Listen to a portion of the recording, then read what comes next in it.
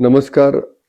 काही दिवसापासून पोलीस डिपार्टमेंटची त्याचबरोबर फूड अँड ड्रग्ज डिपार्टमेंटची जोरदार कारवाई सगळीकडे सुरू आहे आणि आपल्या अकोले तालुक्यातही बऱ्याच ठिकाणी धाडी पडल्या जात आहे. मधल्या काळामध्ये आधी 1 कोटीचा गुटखा पकडला होता. आता मध्ये परत अकोल्याच्या दरम्यान भारत ट्रेडर्स कोण आहे त्याच्याकडचा गुटखा पकडला गेलाय. आज कोतुलचा गुटखा जवळजवळ 17-1 लाखाचा पकडला गेलाय. मध्ये निमरळ निळवंड्याची दारू, राजूरची दारू, देवगावची दारू असं सगळीकडे धाड सत्र जोरात सुरू आहे. याच्यामध्ये 100% कारवाई तर केली जाणार आहे आणि कुणाची गय होणार नाही. पोलीस प्रशासन त्याचबरोबर फूड अँड ड्रग्ज अन्न औषधी प्रशासन जोरात कारवाई करते.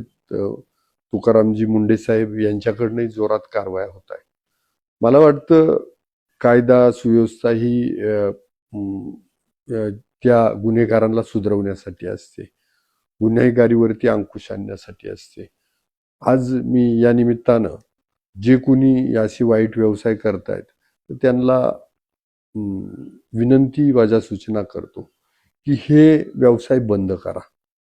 तुम्ही त्या व्यवसायात याल तर तुमची कुटुंब उद्ध्वस्त होणार आहे. तुम्ही लोकांचे कुटुंब उद्ध्वस्त करता करता स्वतःचे कुटुंब उद्ध्वस्त करता हे लक्षात ठेवा आणि यातून कुणाची गय केली जाणार नाहीये. आज मी पाहत असेल मेहेंदुरीचा जो कोणी ग्रामपंचायत कर्मचारी होता तर तो त्या कामावरून त्याला काढून टाकलाय. तो दारूचा व्यवसाय करत होता. आता हे रडार पोलिसांकडनं आलंय. आता सरकारच असं निर्णय घेतोय की ज्या पोलिसांच्या एरियामध्ये अवैध धंदे सापडतील त्या पोलिसांवरती, बीट हवालदारांवरती कारवाई होणार आहे, पोलीस पाटलांवर कारवाई होणार आहे. मग याच्यासाठी माझं म्हणणं आहे आता तरी तुम्ही जबाबदारीनं वागलं पाहिजे. इथून मागं काय झालं आता इथून पुढं तरी निदान सुधारा. जेव्हा गुटख्याची कारवाई होणार आहे ती कारवाई कशी होणार आहे किंवा अन्न भेसळीची कारवाई होणार आहे ती कशी होणार आहे. तुम्ही सप्लाय कुठं कुठं केलाय त्यांच्यावर पण कारवाई होणार. म्हणजे गुटख्याची कारवाई करताना ज्या खालच्या टपऱ्या सापडणार आहेत तो ज्यांची नावं घेणार आहेत त्यांच्यावर कारवाई होणार आहे. काही किराणा दुकानांची नावं घेतली त्यांच्यावर कारवाई होणार आहे. त्याचा सप्लाय महाराष्ट्राबाहेरून किंवा जिथून कुठून येतोय त्याच्यावरती कारवाई होणार आहे. मग याच्यामध्ये इथून तिथून सगळे जे काही अवैध धंदा करणारे ते सापडले जाणार आहेत. आता मला माहिती आहे की टपरीवाले सामान्य टपरी धारक आहेत, किराणा दुकानदार छोटे छोटे आहेत, पण सापडल्यानंतर तुमची गय होणार नाही. मग करताच कशासाठी हा धंदा. दारूच्या बाबतीत तसंच होणार आहे. 2 किंवा 2 पेक्षा जास्त केसेस पडल्यानंतर तुम्हाला मोकोका लावण्याची तरतूद सरकारनं केली. आता त्या दृष्ट्यातनं ही कारवाई सुरू होणार आहे. मग माझं म्हणणं आहे की कशासाठी हे करताय तुम्ही. हे 2 नंबरचे धंदे करून स्वतःचे प्रपंच बर्बाद करणार आहे, लोकांचे प्रपंच बर्बाद करणार आहे. मला वाटतं यातून आपण काहीतरी धडा घ्यावा आणि हे गुन्हे करायचे बंद करावेत.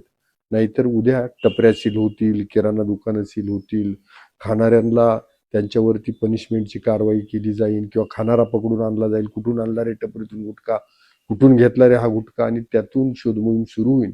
हा सगळा जाच करायचा नसेल तर मला वाटते आपल्याला सुधारण्याची संधी आहे. हे 2 नंबरचे धंदे करणाऱ्यांनी सुधरून घ्यावं.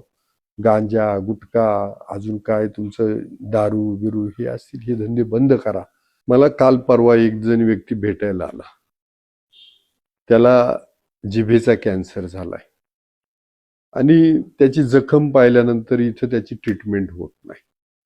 मी त्याच्याकडे पाहिलं, एवढं वाईट. त्यानं सांगितलं मी म्हणे तसला मावा खात होतो, मी गुटखा खात होतो आणि ह्यामुळं माझं तोंडाला जखम झाली. आता डॉक्टर माझे कुठेही ट्रीटमेंट करत नाहीये तर आमदार साहेब मला मदत करा.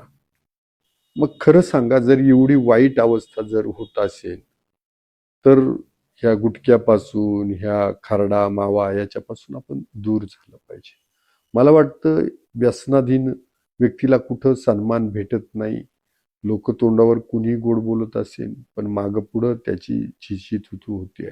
त्यामुळं व्यसनांपासून दूर जा आणि एक चांगला तालुका निर्मितीसाठी, चांगलं राष्ट्र निर्मितीसाठी सहकार्य करा. धन्यवाद.